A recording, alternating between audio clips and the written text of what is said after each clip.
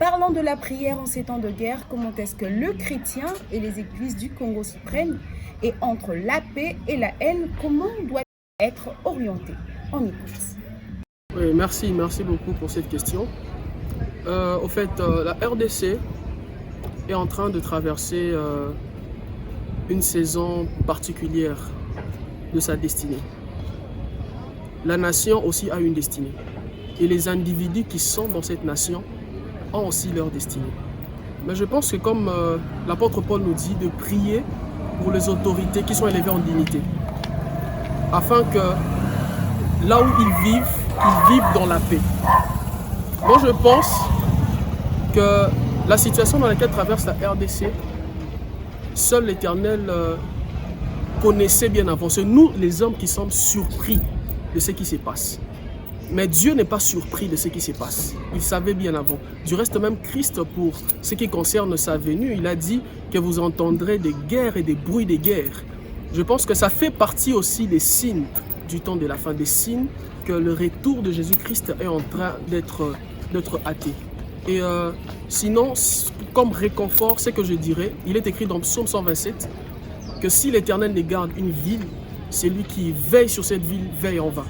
Je pense qu'au-delà de tout, les plans de Dieu finira par triompher au-dessus de tout. Et s'il y a un message que je peux donner pour les chrétiens de la RDC, c'est de ne pas avoir peur. Comme Christ a dit dans sa parole, si vous voyez ces signes, pour vous, il ne faut pas craindre. Voilà. Et pour ce qui concerne les chrétiens du corps du Christ, du monde entier, les chrétiens universels, en tout cas, je les dirais simplement de prier pour cette nation aussi. Parce qu'au-delà des enjeux spirituels, il y a aussi des enjeux géopolitiques qui sont en train d'être faits. Et je pense qu'au-delà d'être chrétiens, nous sommes aussi patriotes. Nous ne devons pas seulement nous limiter à prier, mais aussi à prendre dans la prière des instructions données dans la présence de Dieu pour le mettre en pratique. Ok, merci beaucoup pour cette question.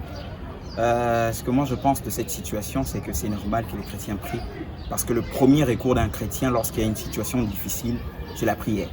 Mais seulement, dans Éphésiens, la Bible nous enseigne qu'il faudrait se revêtir des armes de Dieu. Ça veut dire qu'il y a aussi les armes de Satan, les armes de l'ennemi, il y a aussi les armes de Dieu.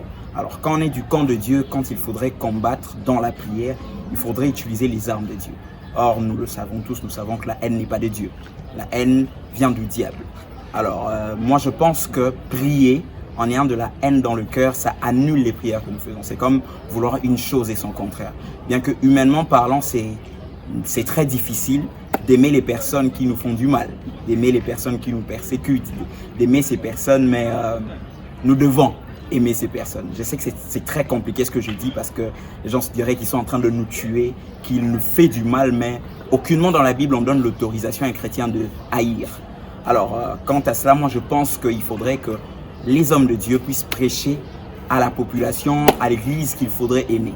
Il ne faudrait pas haïr. Et puis il faudrait prier en ayant foi que Dieu va agir.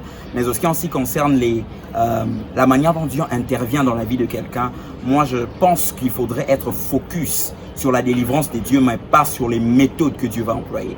Parce que Dieu est le seul qui maîtrise ces méthodes.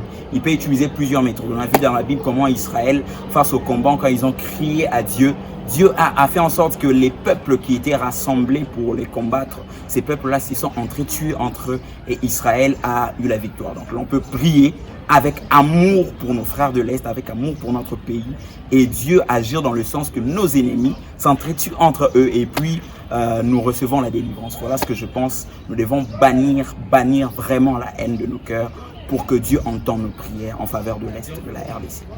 Merci beaucoup.